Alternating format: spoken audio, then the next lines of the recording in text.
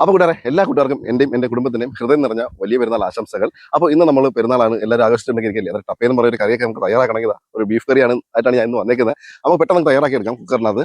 അപ്പോൾ അത് കാണുന്നതിന് എന്ന് പറഞ്ഞാൽ കൂട്ടുകാരെ ലൈക്ക് ഇരിക്കുക, ഷെയർ ചെയ്യുക, സപ്പോർട്ട് ചെയ്യുക. നമ്മുടെ സപ്പോർട്ട് വളരെ വിലപ്പെട്ടതാണ്. അപ്പോൾ വേറെ നേരെ സമയം കളയാൻ നമുക്ക് നേരെ വീഡിയോയിലോട്ട് പോയേക്കാം.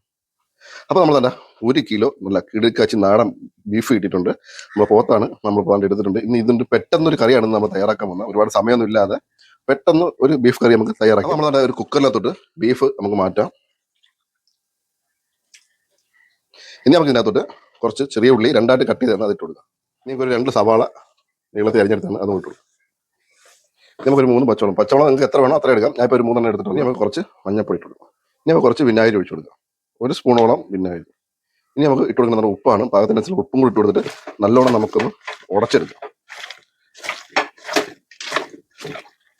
ഇപ്പം നമ്മൾ എല്ലാം നമ്മൾ ഒന്ന് മിക്സ് ആക്കി എടുത്തിട്ടുണ്ട്. ഇനി നമുക്ക് ഇതിനകത്ത് കുറച്ച് വെള്ളം ഒഴിച്ച് കൊടുക്കാം. കുറച്ച് മാത്രം ഒഴിച്ച് കൊടുത്താൽ മതി. നമുക്ക് ഉള്ളിലേക്ക് ഇട്ടിരിക്കുന്നുണ്ട്, വെള്ളം താനെ ഇറങ്ങും.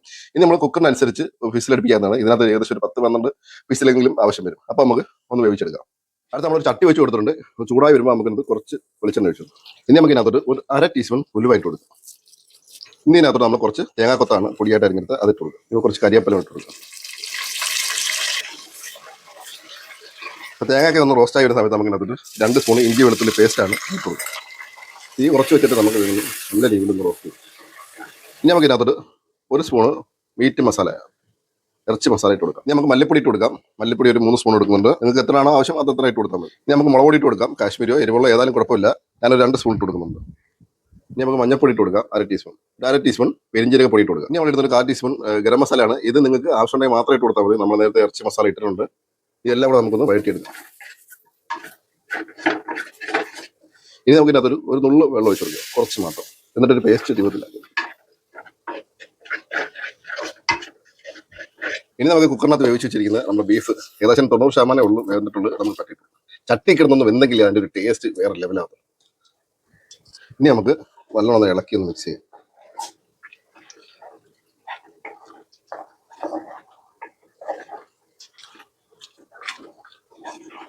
നമുക്ക് ഹൈ ഫ്ലെയിമിലിട്ട് ഒന്ന് വേവിക്കാം.